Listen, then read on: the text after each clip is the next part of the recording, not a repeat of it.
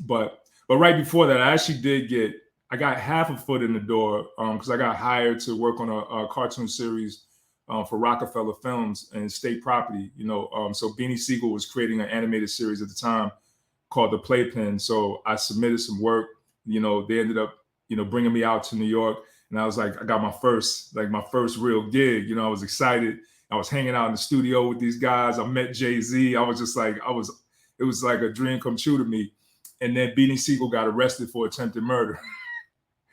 And so like that killed the cartoon, all puns intended, So anyways, that led to me just packing up and moving out to LA and just taking a risk. Man, that's crazy. I mean, you said so much, but you almost got deleted over a Flubber movie, man. That would have changed the course of world history. You know what I'm saying? Crazy. Yeah. Man, I can ask you. I mean, you kind of touched on it, but what was it like? Working with The Rock. I mean, because at that time they would had to be like at the top of music. Some people's favorite musicians on earth. You got Kanye, you got Jay, you got Beanie, you got Bleak, and they signed Dipset. They was on fire, man. I mean, Yeah.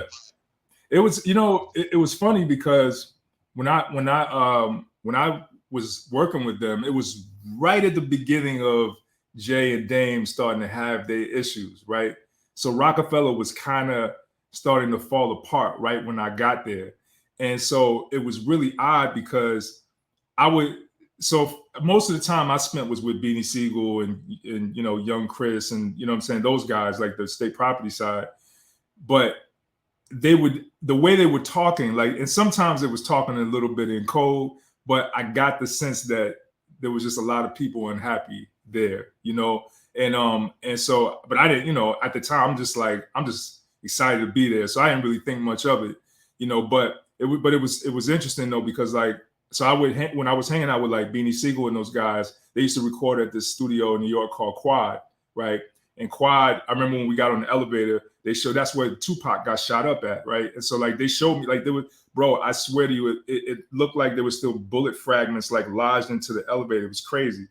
So but anyways, so that's the studio like it was like more like it was like a trap house, bro. Like they would come from Philly and it was like Percocet and you know what I'm saying, codeine and banana clips on the table. Shit, like I'm having to draw, in the midst of all of this. But then I would go to Baseline Studio where Jay would record, and it was like a whole nother world.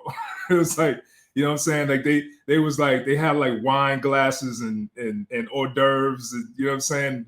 Like it was crazy. But you saw the difference between like Jay's world and like the state property world or whatever. But it was cool though, man, because I got to meet a lot of really, really cool people. I got to really get to know Beanie Siegel, who's a really, really smart dude. Really, I mean, we still keep in touch to this day. And Petey Crack actually just reached out like the other day, so I'm supposed to talk to him today, like just randomly, But yeah, man, it was a dope experience because I was a big fan of Rockefeller anyway. So for me, it was like I was just like a kid in a candy store, like I couldn't believe it, yeah, man, that's amazing. People, dream of just, even meeting, people from Rockefeller, especially at that time, let alone getting the opportunity to work with them and build relationships with them. That's dope, man. I tell you two funny stories about the Rockefeller situation. So when I was when I was working at the office and I was working on the character designs for the show, right? This one girl came up to me and she was like, she said, "You gonna put me in the show?" And I'm like, I mean, like, who are you? And she was like, "You don't know who I am?" I'm like, "No." She was like, "It's Hovey, baby." She said, "That's me." I'm like, "How am I supposed to know? How am I supposed to know that's you? Like, what? I'm supposed to recognize your voice?" And that means you should be on the show because you said it's Hovey, baby, on the record.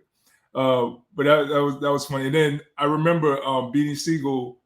He was doing an interview with Jay on 106 in Park. I don't even remember 106 in Park, right? And he was like, "Yo, I want to take some of the artwork to the interview and show them on TV." And I was like, "Oh wow, all right." So I gathered a bunch of drawings, put them in a folder, and a binder, and gave it to Siegel, right? So if you can find it, you'll see it. So Beans is on stage with this big binder, and they're like, "Yo, what is that? What you got?" And he's like, "Yo, we coming out with a cartoon," and he opens it up, and so my artwork was in there. You know what I'm saying? And Jay was looking, and I remember I think it was Free was like, "Yo, Jay, they gave you some big lips, right?" And they started laughing about it. And it was like 10, 15 minutes later, I got a call that was like, "Yo, Jay don't like his design." He's like, "Yo, you made his lips crazy. Like, you need to fix it." I said, "Yo, I'm on it. Say no more." Man, that is crazy. That's amazing. 106 in Park used to be the show, especially for the youngsters. I mean, because so much time done passed. So I don't want to, minimize what you was doing. That was like the top. You know what I'm saying? Damn, that's dope. That was a big deal. Well, a real big deal. For me, it was a big deal. Period. It was a big deal that I was even talking to Beanie Siegel. That was even at the Rockefeller office. I mean, to this day, man. Honestly, all of this is still overwhelming to me. Like, I'm a kid from Fayetteville, didn't graduate high school, and you know what I'm saying. Like, I couldn't even imagine. I knew it was something I wanted to do. I didn't know how it would happen or when it would happen, but I'm always grateful every day just to have the opportunity to even do what I do. You know what I'm saying? And so, like, every moment like that is a huge deal to me, especially when I know we don't have a lot of role models and people to look up to. And I feel like if there's an opportunity for me to inspire young kids in a similar situation, because when I was growing up in Fayetteville, it was at the height of the crack epidemic. And so, I literally saw my neighborhood get turned, like a lot of our neighborhoods get turned upside down, like overnight.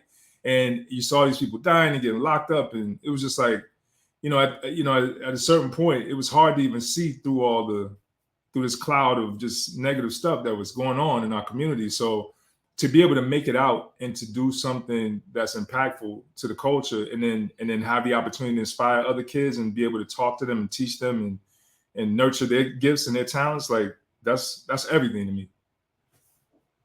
Yeah, that's dope, King. That's truly inspiring. And shout out to Fayetteville, because a lot of great and creative people have either, came from there, or, a lot of people go there to study and live, or people try to come there and hustle.